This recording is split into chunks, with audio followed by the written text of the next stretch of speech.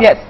Barkha, my question is this, that when you talk about terrorism, why do we talk about religion? Yes. It has nothing to do with religion.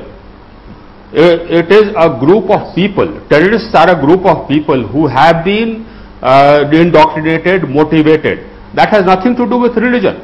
So let us not talk about religion when we are talking about terrorism. Let's talk about terrorism per se, full stop.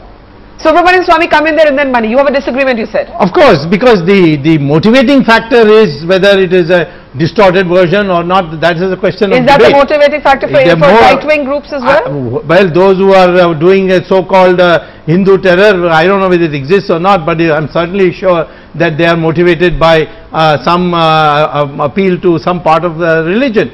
There is a religion. Religion is the what? There is religion is the foundation. Shahid, what are you saying? Shahid, come in there. What are you saying, Shahid? No, I'm saying, what about Naxalites? Naxalites are the biggest terror threat to this country. Naxalites don't claim. They are not motivated by religion. They are motivated by many other reasons. And such individuals exist in America, in Europe. You see, you can find in any society. But that doesn't. Naxalites do not claim to be Hindus. They in fact abhor religion altogether. There's a different class. But when there is a Islamic call, jihad, all these are part of a religion. So therefore, even in the Hindu, I have not yet been able to interact with any Hindu. You are the biggest supporter of ISI in Pakistan, Swamy. Who is the biggest supporter of ISI? I am telling you. By saying this, you are helping them. You see, by making this kind of arguments, you are helping. That's what they want. That is what the ISI and the Pakistanis want. You can do what propaganda you want to do, but the fact is that jihad is a concept in Islam. Okay, one minute. It is not been one minute. The question. We will discuss jihad some other time. Yeah. It is not the fact moment to discuss jihad. Jihad is something much bigger. Subramanian Swamy, this is an important point, and here's the problem. Why do we see such selective empathy? For example, it would be nice to hear the BJP also express some concern about innocent Muslim boys who are picked up. After all, as a party, you should believe in due process. Equally, you have some Congress leaders, while the Prime Minister is congratulating the DIB today, saying the Indian Mujahideen is a mystical organization. Well, the fact is that if they are Muslims who are innocently picked up, and they have been. No. You acknowledge that? No. That's not. They are only out on bail. They have not been exonerated. There have been cases where there have been acquittals. There have been actual acquittals. Yes, there are cases. There are acquittals. No question about it. And nobody has gone after saying that you let off somebody who is guilty. There has been never. In fact, in the classic case of that professor in Delhi or lecturer in Delhi, yes, it was a clear case, and I don't think anyone objected to his being let off by the courts. Yes. The fact of the matter is that we can't get sidetracked into this question of whether there is Hindu terror more or Muslim terror more. Yeah. Their religion is being used. There's no doubt about it. And the quantum of cases of terrorism we have today in India, if you catalog them, they are overwhelmingly belong to those people who claim they are doing it on behalf of Islam. Whether you accept that Islam or not is a different matter. But isn't there merit to what Shahid Siddiqui says, that we are the one country where none of our Muslims have actually been associated with any major international terror organizations? There are no Indians connected to the Al-Qaeda. Well, certainly this is one of our advantages, but it is contracting, because today Bhatkal is from a place which is always known to have Hindu-Muslim unity, and that's Bhatkal town in near Bangalore. We'll take and we have it in Delhi, we have it in Chennai now, we have it in Kerala. Okay, Sumit is waiting to speak, but Shahid, I'll allow you a quick point. Shahid. But Bhatkal may be from Kerala, or there may be some other individuals, but in Karnataka, wherever, in America, you.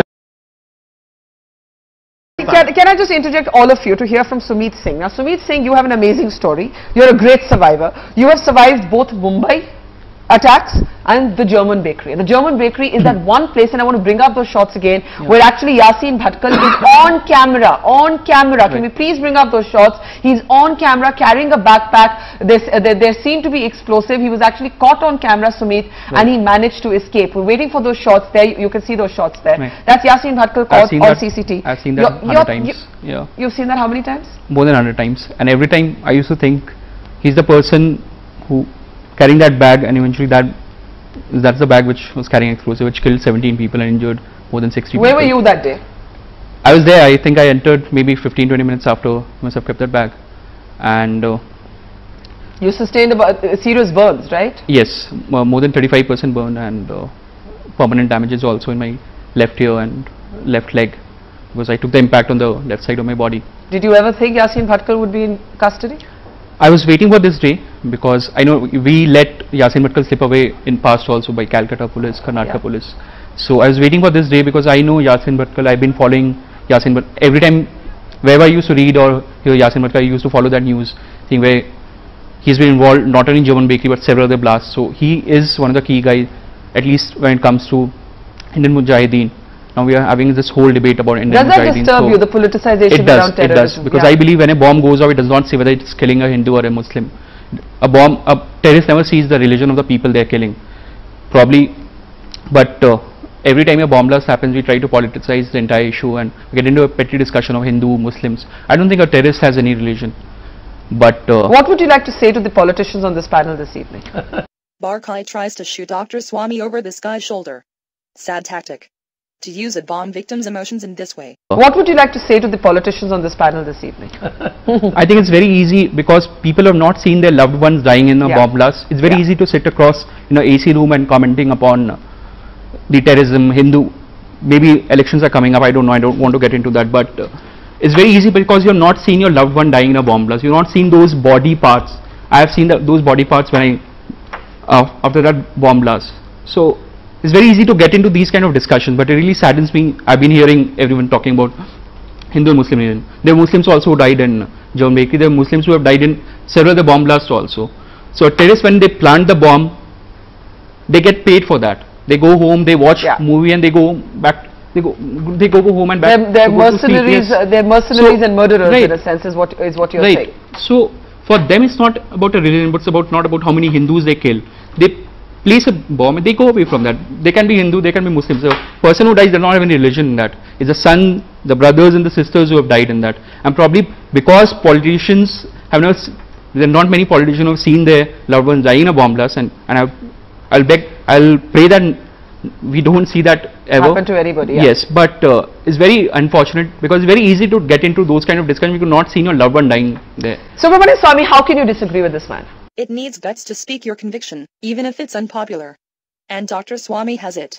Subramanian Swamy, how can you disagree with this man? Well, it's a, you know, it's a, no, I mean, I am completely in agreement with him. These kinds of cinema dialogues, I'm sorry. He's experienced well, it. I have my daughter, and to his pain. My daughter, Suhasini Haidar, was blown 330 feet in Kashmir, broke a shoulder. And I have seen that. We don't have to flaunt that, you see. The issue is we are talking about how to deal with the problem. But what is wrong with him saying?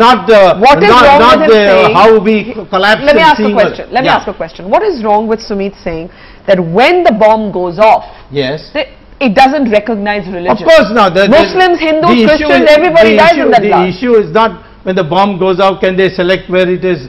The issue is when the terrorist is motivated, how is he being motivated? He is being motivated by the clerics who teach them that this is what they should do according to the religion.